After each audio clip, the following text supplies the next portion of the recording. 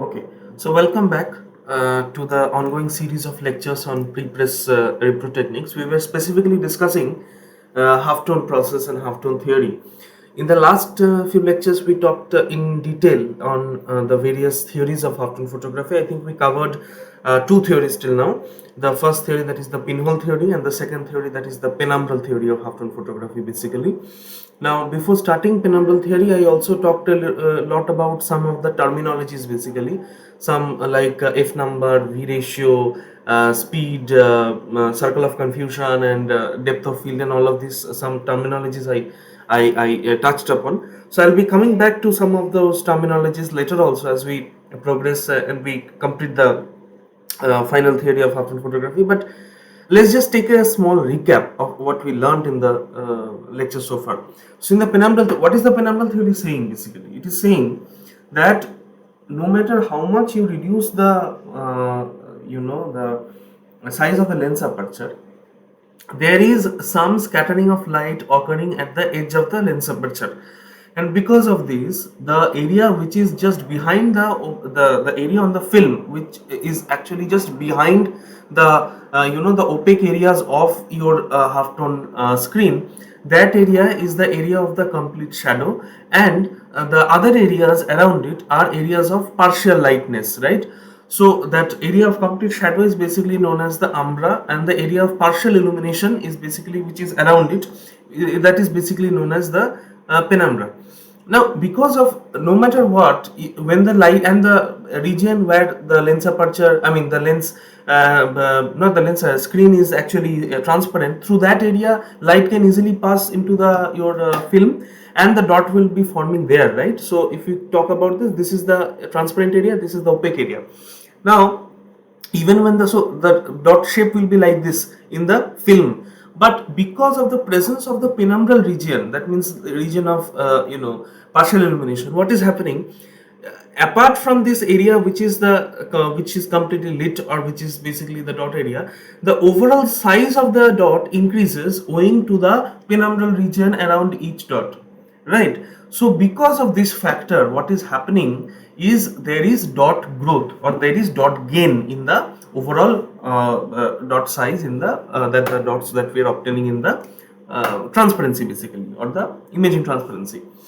Now, using this penumbral theory, we also wanted to calculate the screen distance, because as you know that when we are basically using your crossline screen, since the vignette pattern is not inherently drawn in it, right? It is only like a combination of horizontal and vertical lines, basically. Since these lines are not capable enough to create your vignette pattern onto the film, what is happening, the problem is you have to give a certain distance between the transparency and your screen, and this is the reason why you need to calculate precisely the distance that is required between the screen and the film, and this can be basically calculated in a number of ways. One of the techniques of calculation of such screen distance is basically the using the penumbral theory. Now, in penumbral theory, what we saw that the ratio between the lens aperture to the camera extension, if you remember, this camera extension is what the focal length. So this is basically the reverse of the f number, or the v ratio, as you can say.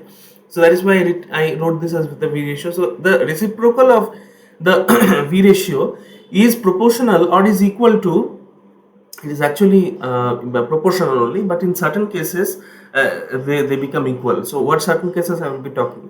So they, that is basically equal to the lens aperture ratio between the lens aperture and the screen distance, right?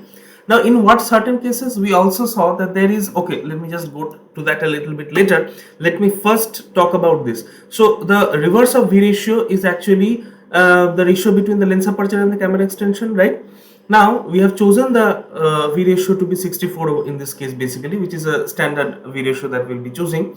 Now, therefore, if we replace this in the in equation number 1 over here, what do we get? The reverse, or the reciprocal of the v ratio, is equal to ratio between the screen aperture and screen distance. Also, we know that I told you in detail about how this is happening, how screen aperture is the reverse or the reciprocal of twice the screen ruling. This also we came to know. Therefore, from this equation, when we know the screen ruling, when we know the V ratio, easily we can calculate the screen distance from there. Therefore, the ratio, the distance or the screen distance that is to be calculated using the penumbral theory is equal to the reciprocal of the twice the screen ruling multiplied or the and the product of the V ratio basically. Alright, so this is how we calculate the penumbral theory. Now the point is that I wanted to mention, I also mentioned in the previous lecture, is that basically how you can there are certain ifs and buts in this equation. So not everything is possible using penumbral theory.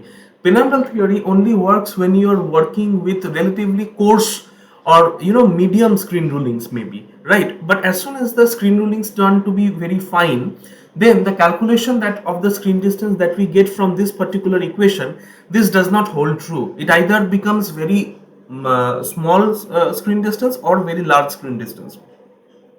That is why some researchers at that time found out that okay, then this is not the complete picture. So although we have explained the cause of dot growth and we have calculated with certainty the screen distance, although all of this is there basically, but still we are not having the complete picture over here. Why? Because as soon as we are using some fine screen, very fine screen having very high screen ruling, in that situation, if we use the penumbral theory to calculate the screen distance, then the thing is not working. I mean, the screen distance that is calculated is not very accurate, right? Screen distance is what? Basically the focal length of the transparency that is to be calculated, right? Why? Because when you are placing the screen in front of the transparency, light passing through the screen should be focusing on exactly on the your transparency, right? That is what the entire story about the screen distance calculation is. But now over here what I would like to state is that this is a major shortcoming in the penumbral theory, right? That whenever we are using very fine screen, then this problem is occurring that the screen distance is either becoming too short or too long. Then that thing is not working, this formula is not working properly. Then it made the researchers think why it is happening. This also I told you in the previous class only. Why this is happening? You see, penumbral theory is a lens aperture phenomenon, right? Light is basically scattering at the edges of the lens aperture, right? So even if you reduce the lens aperture to a great extent, to infinite small, even then you see there will be this dot growth happening. Now the question is here, if we understand for a matter of fact that penumbral theory is caused by the lens aperture, and then in order to redress that, in order to rectify that, I am reducing the lens aperture to a great extent, then even after that, why is it that dot growth is happening, dot gain is happening? So they definitely now that penumbral theory is not giving you the full picture. There must be some other theory to explain why dot gain is happening in spite of the fact when the lens aperture is reduced to a great extent, right? And also why penumbral theory is failing at very fine screen ruling. So in order to answer both these questions, first is why dot gain is happening in spite of the fact that when we have reduced the lens aperture, and the second fact is that why the penumbral theory is not a sufficient enough theory to verify or to calculate the screen distance when we are using very fine high screen ruling screen, right? So in order to answer these two questions, we need to find out some other theories also. We need to study about the third theory of half-tone photography, which is basically known as the diffraction theory of half-tone photography. Alright, so let us take a look. So these things I already explained in the last class, so I'm not going into a great detail. So in order to just to give you a brief background that why study the third theory also in half-tone photography. So that is why I started our discussion with the penumbral theory and not with the diffraction theory straight away, because otherwise you would not understand basically the background of the theory there, right? Now you must understand over here that what diffraction is. Okay, so one thing is very important. I'm hammering that point again and again. You say penumbral theory is what? Penumbral theory is a lens aperture phenomenon. That means light is scattering at the edge of the lens aperture, right? Now, when we are reducing the lens aperture to a great extent, even then you see there is some problem, there is some dot gain, and the penumbral theory for calculation for screen distance is not working. Then what to do? Then there must be some other aperture phenomenon apart from the lens aperture phenomenon where light is undergoing some change.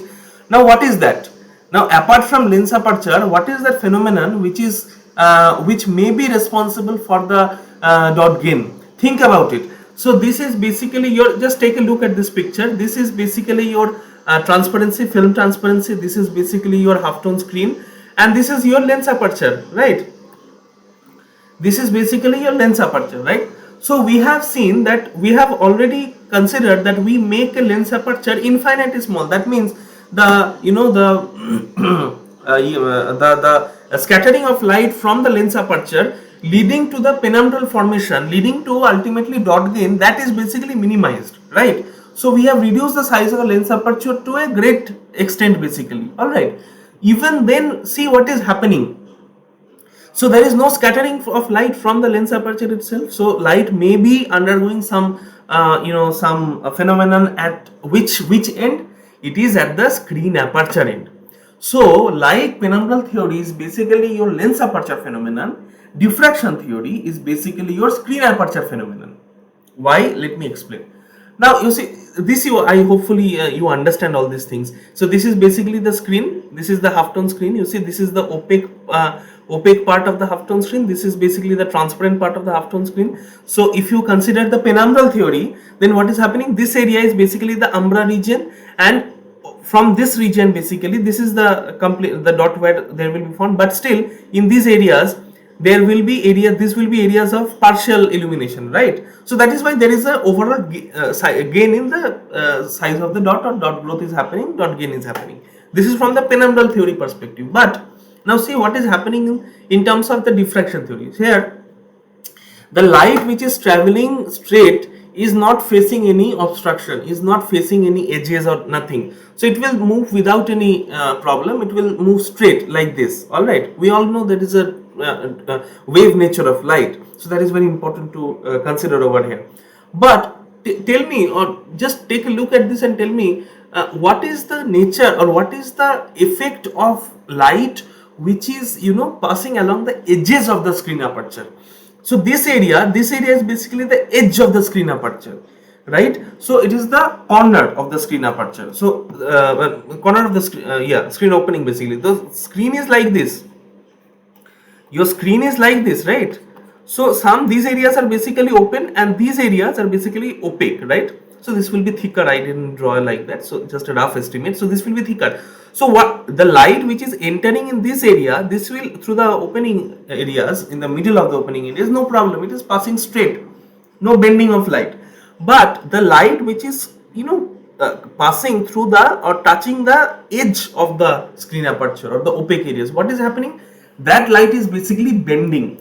Now you know why, you all of you know, this is school level physics, because of diffraction. We know that when there is a sufficiently small slit, you remember the Young's double slit experiment, that the famous experiment that was on diffraction. Now the thing is that when light is passing or is made to pass through a very fine slit means opening. Your screen aperture is also, you have seen the screen, maybe you have not seen the screen in reality, but in the first year you did some experiments on the process camera itself, there you might have seen the screen. Now this is basically the screen opening, this is working as a slit, slit means it's a very small opening. Now what is happening, the light which is not in contact with the edges of the screen, that is passing without any problem straight away.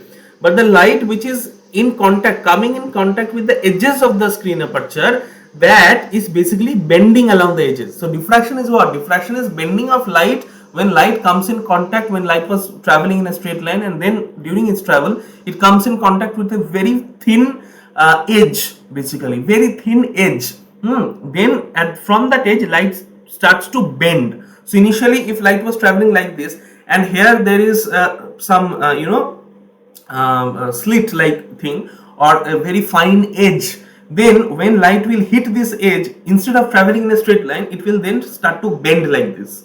All right. So now you see another important, that is what diffraction is, that is what happening over here.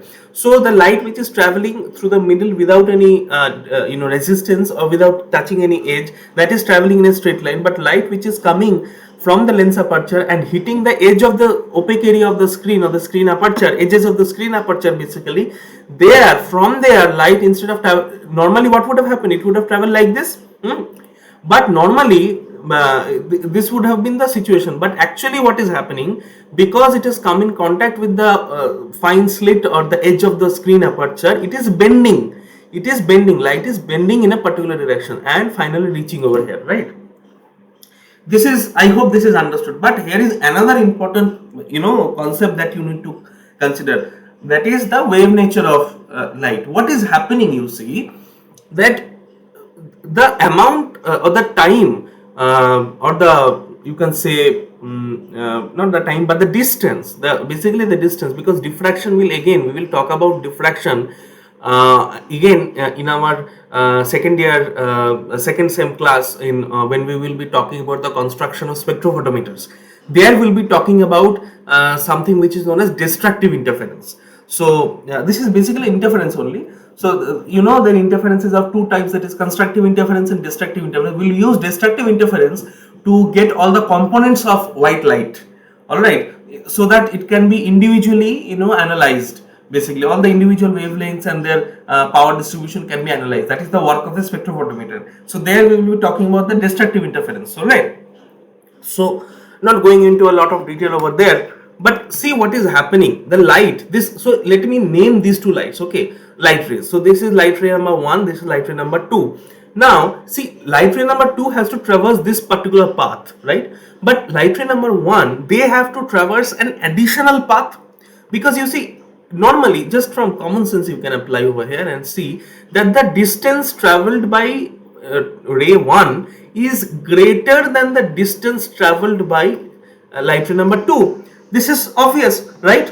Because it is bending, it was traveling first of all in a different direction, but instead of traveling in a different direction altogether, it was bent and it had to travel a greater distance. Now you see, because light is basically having a wave nature also, what is happening? So because of the wave nature of light, what is happening, that light is, so these are basically the waves. So this is the crest of the wave, this is the trough of the wave basically. Now what is happening, you see that when light ray number 1 and 2 both are having a similar crest, that means light ray number 2 is having a wave like this. This is represented by a light ray number 2 is represented by the wave like this, by this particular type of wave. Now you see, in certain cases, in certain moments, right, the wave of light ray number 1 will basically superimpose exactly on the crest and trough respectively of light ray number 2, right? That means the crest and trough of light ray number 1 and 2 will match, right? During that time, the intensity of light will be highest, but at certain intervals, certain moments, the crest and trough will of light ray number 1 and 2 will just be reverse of it, right? And ultimately, if you all know this, that when the crest and trough of two waves are basically just out of shift, exactly out of shift, then they will neutralize each other, right? So because of all these things that is happening, because of this interference, basically you will see a series of dark and light strips of light that is happening. That means the point where this is basically both the lights are meeting, where the crest and trough of both the lights are coinciding with each other, that is the region where the intensity of light will be maximum. But in all other regions where light rays are meeting but their crest and trough are basically out of phase, but the waves of the lights are basically out of phase of each other, there the intensity of the light will reduce, and this will cause basically an interference pattern. Interference pattern is something like this. The band of light and shadow areas, that is from the double slit experiment, that is how interference patterns look like. So this is why is there a pattern of light and dark strips? Because the areas which are lit up, there the crest and trough or the waves of light are basically in phase with each other. But the areas where there is shadow, in those areas the waves are out of phase with each other. That is why you see that there is a series of light and dark strips which we call the interference pattern. Take a look at this particular picture. This will give you a very important outlook. Now you see this series of lightness and darkness, or this interference pattern, this will basically depend upon the intensity of light, right? Now you see the light which is passing without any without touching any aperture, or without coming in contact with the screen aperture. This is basically the screen, this is the transparency, that is basically having the highest intensity and will hit the center of the opening of the transparency, creating, this is basically your dot. But the light which is forming along the edges, because this is the diffracted light, right? These are the diffracted lights, right? These are the diffracted lights. Now these diffracted lights will bend. It will not no longer travel in this straight line in the original direction of travel, but it will bend whenever it comes in contact with the screen aperture edges, right? And it will form these interference patterns. That means here also there will be light, but you see the intensity of light being reduced. There will be they are out of phase with each other. Therefore these interference pattern will occur. These are shadows, these are light areas. So these interference patterns will occur basically, and you see the wavelength has been written over here. Because of this interference pattern, and since the light are in this light is in complete in phase with each other, here the light may be out of phase, leading to this shadow area. Here again it will come in phase, it will go out of phase, like this. Because of alternate light rays coming in and out of phase, this interference pattern of bands of lightness and darkness will occur. But overall you see that the intensity of light that is traveling without any obstruction, without getting diffracted, that is the highest intensity, right? So the dot that will be formed in the middle will have the highest brightness and or highest optical density, or whatever you like to call it.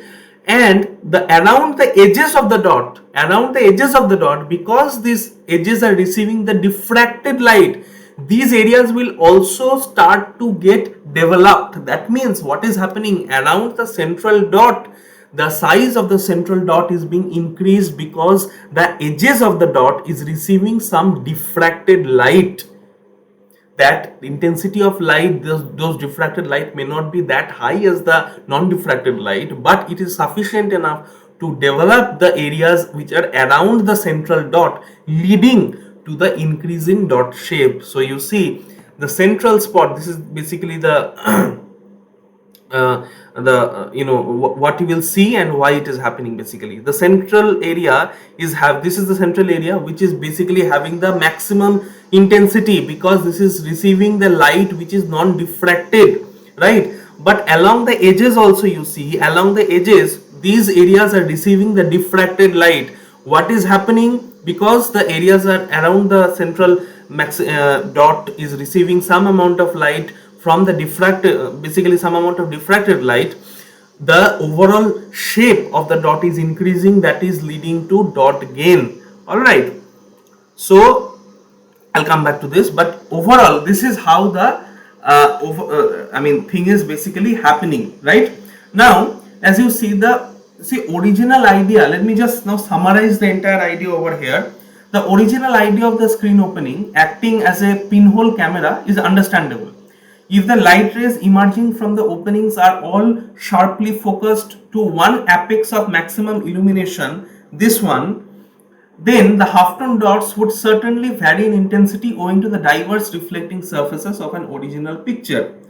But little or no variation in size would take place, right? Normally, if the light is not scattering, now if this was not this lens aperture phenomenon, that is the penumbral phenomenon, or the diffraction phenomenon along the screen aperture, if this would not have happened, so none of these diffraction slits or diffraction patterns would have been created. We'll get the area exactly of maximum illumination, maybe a small dot which is precisely the reproduction of the original picture without any dot gain, right? But this is not never normally the case. The penumbral theory states that the shadow caused by geometric optics are intrinsic factor in the dot's growth. This is by no means conclusive, because if the lens aperture is reduced to its smallest diameter, as I already told, the penumbral regions should disappear, producing a negative image of the screen lines. However, if a reduction is carried out, it will be reduction meaning reduction of the lens aperture size. It will be seen that this is not the case. Diffraction effects preventing it happening. Some researchers believe that the dot growth is caused entirely by diffraction, the interference of secondary and tertiary wavelets. So this is basically a primary wave, and these are the secondary and these are the tertiary wavelets basically. So some wavelengths lower than the primary wavelength. Secondary and tertiary wavelets bending around the edges of the screen lines or the screen aperture openings. The more intense the light, so this is the more intense the light, the stronger the wavelets. Hence, in the middle we get the strongest area of, or the highest area of optical density, and the greater the diffraction effect, which increases the area of light exposing the emulsion, therefore building up a larger dot, and vice versa. That means when the diffraction is occurring, as you can see in the previous slide also, since diffraction is occurring along the edges, light ray is getting diffracted along the edges of the screen aperture, hitting this, leading to the formation of these tertiary wavelets around the central wave, leading to the overall increase in the size of the dot. So normally the size of the dot should have been like this, but it is basically increasing to this much because of the cause of the diffraction, right?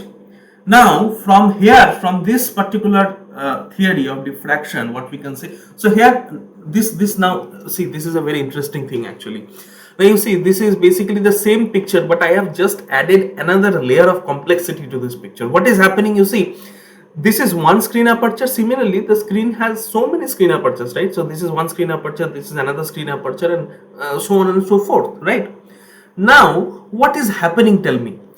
Not light is going to, the light which is not getting diffracted is going to pass through this and lead to the formation of the primary wave, leading to the formation of the primary dot, right? But because along the edges there is some diffraction, you see, there is some diffraction, and therefore there will be some increase in the dot shape, right? Because of the secondary and tertiary wavelengths that is hitting around or creating the or exposing the area around the central dot area, that will lead to the exposure of the area around the main dot and lead to the dot gain, right? This is what diffraction theory states. But this is not only happening in this particular area, this is happening in all the other, in case of all the other screen openings also. So this, what is happening, so beyond, you see, beyond every or just at the back of every screen opening, you will get the dot area, you will get a very sharp dot. This is the sharp dot, this is the sharp dot. Behind every screen opening you will get an area of primary wavelength, primary wave, which is leading to the formation of a very strong or very focused dot, right? But because of the presence of the secondary and tertiary wavelets which are forming around the central dot, due to this phenomenon, the overall shape of the dot is basically increasing. Over here you see, these are the secondary and tertiary wavelets. Because of this factor, the size of the dot, which was supposed to be like this, that is basically increasing to this much. So this is happening not only for a single dot, but this is happening for all the dots, especially this problem will magnify. Can you tell me, before I tell you, can you tell me under what condition will the dot gain or this diffraction theory will get magnified? So just pause the video here for a minute and try to think about it. This will occur when we are using screen ruling of very high screens having very high screen ruling. That means the screen ruling is very high, the screen frequency is very high. Why? If the screen frequency is very high, then you see this opening per unit area, per unit length, number of screen openings will also increase because the screen ruling is high, right? Screen ruling means screen frequency is 1 linear inch, how many lines are there basically, okay? So if those number of lines are increasing, then the number of openings will also increase in comparison to a coarse screen. That is why this is precisely the reason why when you are using a very fine screen having very high screen ruling, in that area your for that particular area what you can see is that you cannot basically utilize the penumbral theory anymore. You cannot utilize the penumbral theory anymore when you are using the screen ruling having a very high screen. You are using a screen having very high screen ruling. Basically you cannot use penumbral theory, or even if you use penumbral theory with a screen having very high screen frequency, in that situation you cannot use only the penumbral theory to calculate the screen distance. All right, now in that situation what do you have to do? You need another theory which is known as the penumbral theory. Now, as hopefully from this you already know that what penumbral theory is basically stating and what is the meaning of the overall meaning of the penumbral theory, and why it is important for us to understand the overall necessary of overall understanding or overall importance of the diffraction theory. I hope this is clear. All right, so just to summarize, before going into the screen distance formula, I will just like to summarize. Basically, you see, what is penumbral theory? Penumbral theory is stating that just behind these areas of opaque areas, there will be areas of complete shadow. No dot is happening, no dot is occurring, but because light is scattering from the lens aperture in such a way that geometric optics of the lens aperture is such a way that areas around the dots are basically partially lit, leading to the increase in the size of the dot. That is what the penumbral theory is telling. But penumbral theory is a lens aperture phenomenon. Even if we reduce the lens aperture to a great extent, there will be dot gain. So this is why there is dot gain again if we are reducing the lens aperture. This is explained by the diffraction theory. Basically, diffraction theory is stating what? That light which is passing through the middle is having the highest intensity and traveling without any getting diffracted. So it will be the area where the dot will be formed, and that will be the area of the maximum intensity, right? But along the edges of such dots there will be some those areas on the transparency will also receive some light. That light is what? The diffracted light. Diffraction from what? Along the edges of the screen aperture, right? So those light will get diffracted and lead to the formation of secondary and tertiary wavelets, therefore leading to exposure of the transparency around the dot areas also. So if the area around the dot, central dot, is also increasing, then what is happening? There will be an overall increase in the dot size, leading to dot gain, right? So this is precisely what the diffraction theory is basically stating. Now you see, one conclusion established by the diffraction theory is that every screen has its own focal length, right? Because that is what our entire attempt of understanding or calculating screen distance is. What we need to find the exact focal length of the transparency, so that when light comes through the screen aperture and hits the transparency, sharp dots are basically obtained, right? This distance is controlled mainly by the screen ruling. Each screen ruling can be given a speed ratio by dividing the diameter of the screen opening into the screen's focal length. Taking the 54 line per centimeter screen as a base one for our consideration, fine screens usually need shorter exposure times to produce similar dot range, right? While coarse screens need a substantially larger amount of time to do the same.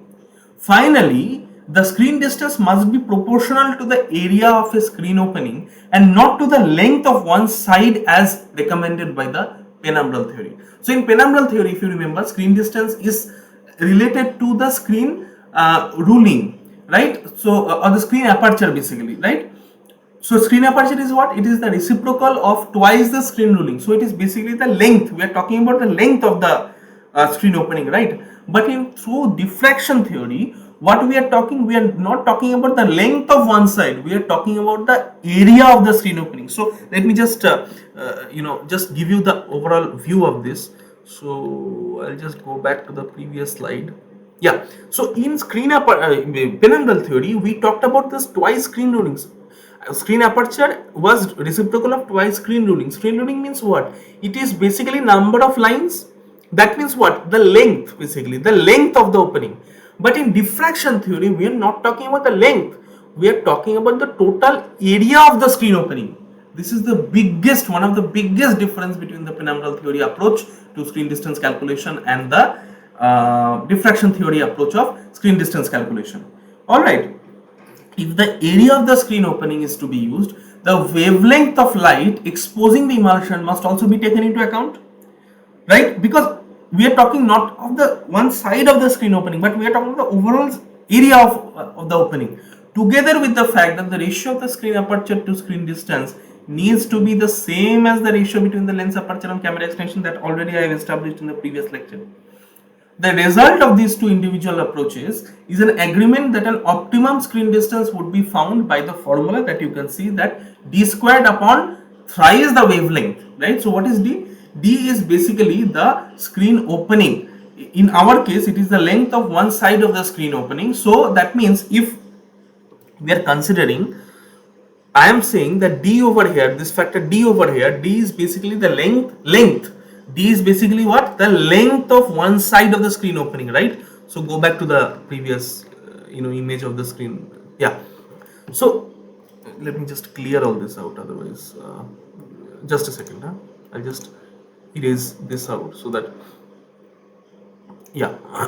So what am I saying? I am saying that d, our formula using the diffraction theory is what for screen distance? Screen distance diffraction theory is d squared upon 3 lambda, right? Lambda is the wavelength of light, that is, But what is d? D I am saying is, if this is the total screen opening, then I am saying d is the distance of one side of the screen opening. Sorry. So if d is the distance of one side of the opening, why am I doing d squared? This is a square opening. So if this is d, this is also d. So for a square, d square having length d, d square means what? It is the area of the square. That is exactly what I told you just now. So since we are now considering diffraction theory, which is basically related to the phenomenon when light is getting diffracted or bending along the edges of the screen aperture, we cannot only consider the length of the screen opening, we have to consider the overall area of the screen opening. So how to calculate the overall area of the screen opening? If you know the side of the screen opening, that is the screen aperture, then just square it. If you square the screen aperture length of the screen opening, then what do you get? If the side of a square is d, then d square is what? It is the area of that particular square. So that is why we are saying that the screen distance must be proportional to the area of the screen opening and not to the length of the one side of the screen opening. That is why using the diffraction theory, we can state that the screen distance that is required is basically the d squared, where d is the one side of the screen opening, and d squared means the area, it becomes the area, and d squared upon thrice the wavelength of the light which is being used for your exposure of the film. Alright. So this is what the overall idea of the diffraction theory is basically. I hope this much is clear. So before ending the theories of half-tone photography, I would also be talking about a little bit about the different types of exposure basically. But before that, let me talk a little bit about the V ratio once again. You see, the V ratio system uses a lens aperture which is always proportional to the camera extension, right? How did we calculate the V ratio? V ratio was the ratio between the camera extension, means focal length, similar to the F number, focal length and the lens aperture, right? Now this is an attempt to keep the exposure time constant for a given original photographing onto a particular emulsion, right? So exposure can be defined or can be written as basically the lens aperture intensity multiplied by the time. Alright, the V ratio system is basically controlled by the formula that I have already told, that V ratio is basically the ratio between the, or reversal of the V ratio or reciprocal of the V ratio is equal to the ratio between the lens aperture and the camera extension. As I have already told that we considered for calculation there using the penumbral theory screen distance calculation, we consider the V ratio to be 64. The ratio numbers used in practice have a basic factor number of 2, and like the F number, when compared to the preceding number, allow half the amount of light through the lens. So as we all know, as we have already told, that when the F number, from the context of this, actually we have already told or we have already established that how F number is basically controlling the exposure, right? Now F number was what? It is basically the ratio between the your lens aperture and the focal length, right? So similarly, when we are seeing for a fact that F number is increasing, F number increasing means the lens aperture is basically reducing. Lens aperture is basically reducing, then only F number denominator is reducing. That is why the overall ratio is increasing, right? So F number increasing means the lens aperture is decreasing, right? That means it will allow lower lower amount of light to enter into your film or your camera system, basically. All right. So this is what your entire concept of F number or V ratio is basically standing upon, right? Now another important factor that I would like to talk about is basically the screen distance setting, right? I hope till this now whatever we have discussed is you have a basic idea on those issues, right? Now, as I was saying regarding your screen distance setting, from the previous work, it can be seen that there are two major ways of calculating the screen distance: the penumbral theory and the diffraction theory.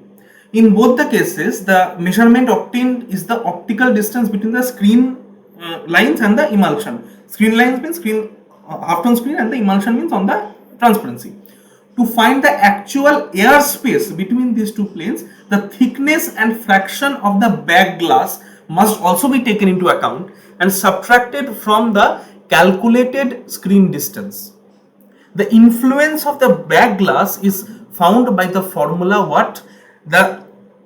You have to take into account the thickness of and the fraction of the back glass, and you have to remove it from the calculation in order to get the accurate screen distance. Now how to calculate this amount or this figure, the subtracted figure? This is basically the ratio between the thickness of the back glass and to the refractive index of the glass. All right. So if we say that the thickness of the, so what did I say? I said that when you are basically talking, let me just write it down. Yeah. So when we are talking about the thickness of the thickness and the fraction of the back glass, what formula to use? The figure that we want to find out is basically the ratio of the thickness of the back glass divided by the refractive index of the glass which is being used. So if we are using a glass having a thickness of, let us say, 0.125 inches, right, and the glass is having a refractive index of 1.5, right? So what you have to do, the necessary conversions into difference into your this thing unit change. If you want to find it out in centimeter or millimeter, whatever that you have to do, and if you convert it into your millimeters, if you convert everything into millimeters, what you have to do, you have to just multiply this 0.125 into 25.4, and the rest of the thing will be same, it will be 1.5. so this will basically give you a value of 2.113 millimeters basically. So you did multiplied this 0.125 with 25.5. Why? Because you wanted to convert the inches to millimeters. So that will basically give you a value of 2.113 millimeters. Now that the calculation of this figure is known, it is an appropriate time to review the optical screen distance produced by the penumbral and diffraction theory.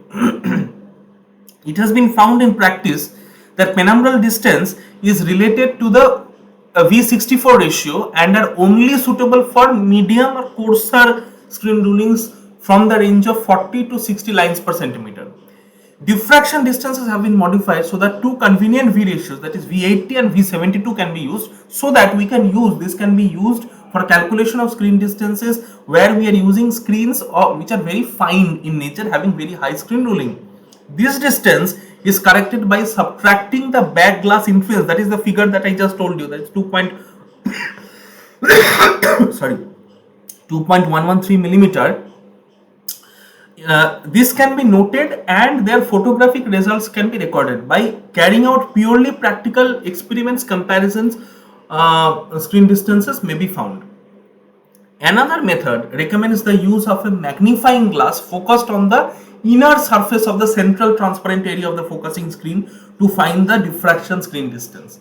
The camera extension is set at the same size distance, twice the focal length of the lens, while the flash exposure, you don't know, I will be talking about the different types of exposure just now, is switched on behind a lens diameter of 2.5 millimeters. The halftone screen is pulled up to a focusing screen. On slowly moving the halftone screen back and looking through the magnifying glass, a diffraction pattern of intense line is seen emanating from behind a screen opening. These intense lines move to a point of focus, forming a cross of bright light. The screen distance is noted and recorded against the screen ruling being used. The means of this distance and the mean, that is the average of this screen distance, and calculated diffraction distance will produce a halftone result which embraces diffraction effects. This is the method we will not be in our lab. We will be using this is basically known as the visual method. In our lab, we will be applying this visual method only to calculate the actual screen distance. Then we will find out. You will do this experiment in the lab.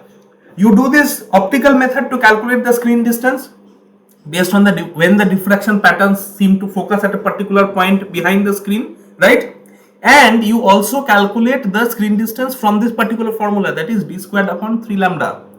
Then you will calculate what is the difference between the two from the optical from the calculated value and the visual value, right? And you find out the mean average of those two values to actually finally calculate or use the accurate screen distance. All right. Hopefully this much is clear. A lot of things have been talked about.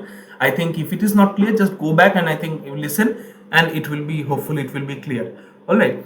Now we will not be ending this lecture right now because we will be talking about two things.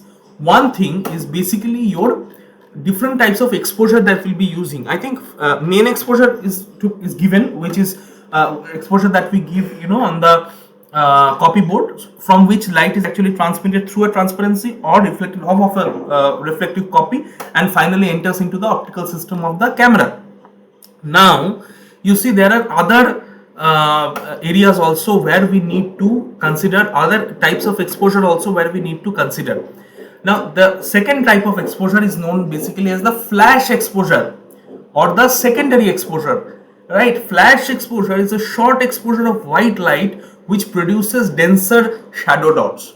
Now you see in the shadow area basically the emulsion is so thick and the amount of light entering into the shadow area is so less that that the dot cannot be sometimes be accurately reproduced in the shadow area.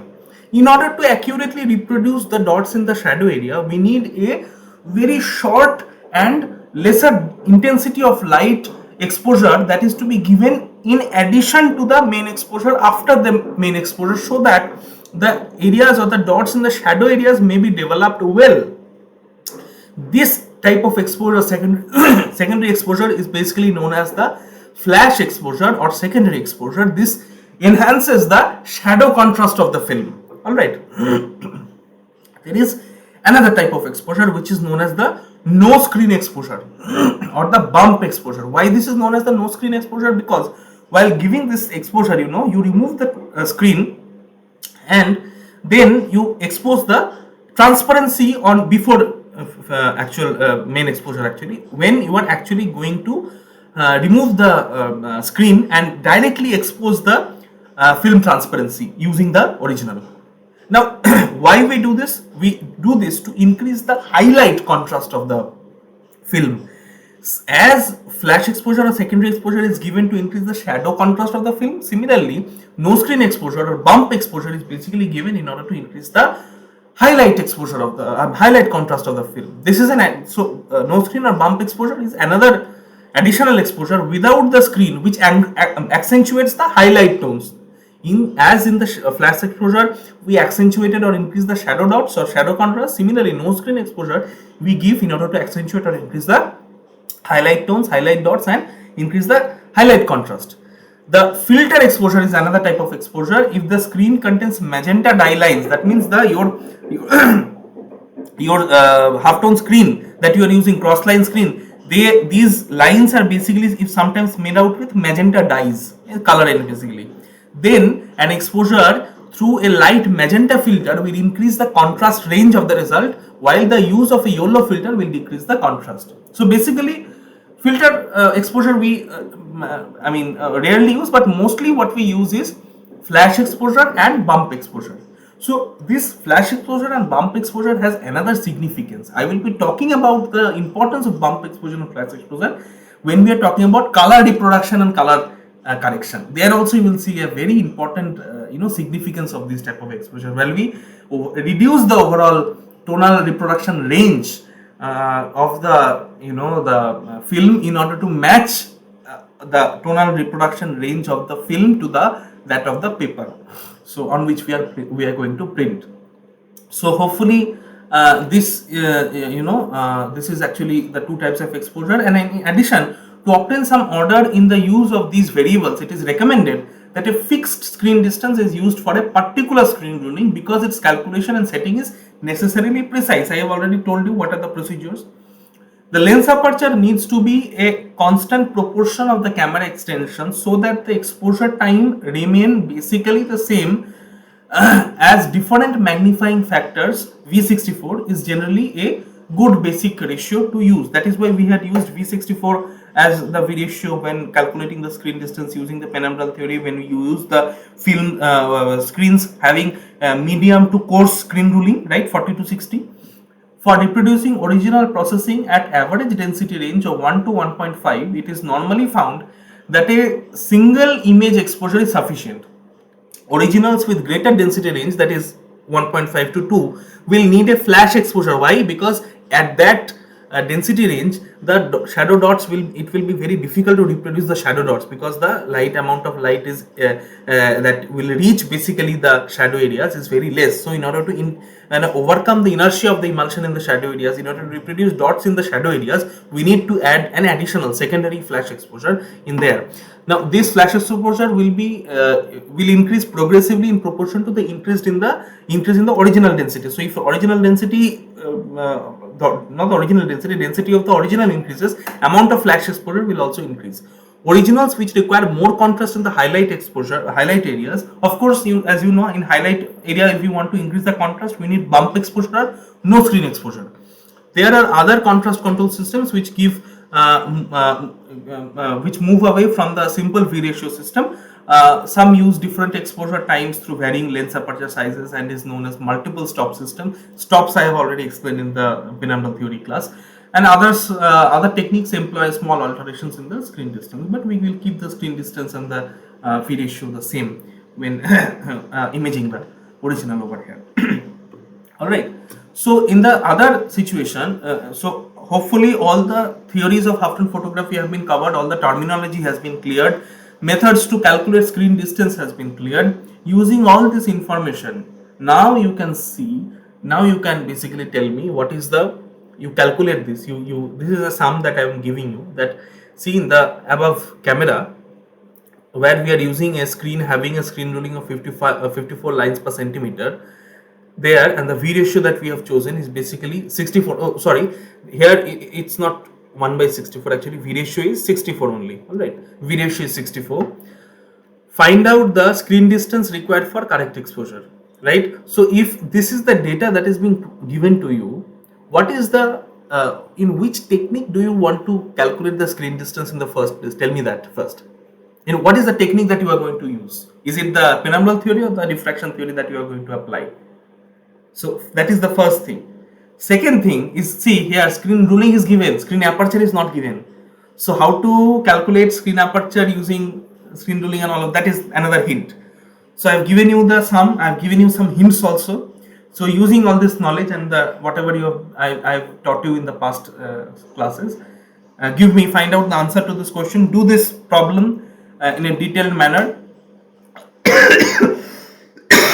Sorry, considering all the necessary assumptions and techniques which you will be using, and send me. Just do this in a copy or do this in a digital file. I don't mind. If you are doing it in a copy, take a photograph and upload it into Google Classroom, and I'll be able to evaluate your answers. All right. So before ending, another application I'll be showing. Now take a look at this particular picture. I have already answered this question, but still take a look at this. What is this? This is the lens aperture, this is the screen, and this is finally the transparency. As the given statement is this: as penumbral dot growth is a lens aperture phenomenon, that will happen if the what will happen if the lens aperture is reduced to infinitely small scale? Will there be any more dot growth? Could you justify your answer? This is another. So I am saying that, as we know that penumbral theory is basically a lens aperture phenomenon. So the concept is what? If you reduce the lens aperture to a great extent, then dot gain will not occur, right? Theoretically. But does it actually happen? Is it the reality? If not, why? If yes, why? Justify your answer. Alright. This is another thing, basically. Okay, the application I will be talking about in the next class. So till this class, these are the two questions that I have given. You do the sum I have shown in the previous class. You do that sum, solve that problem. You write the answer to this question. Take a photograph. If you are doing digitally, then just upload the file, digital file. If you are doing on a copy, just write your answers, solve the problem, take a photograph, send it to me, and upload it to via the Google Classroom platform. I'll be evaluating your answers. Okay, so hopefully a lot of things have been already told in this class. Hopefully all these things are basically clear to all of you. Thank you for listening. Meet you in the next class.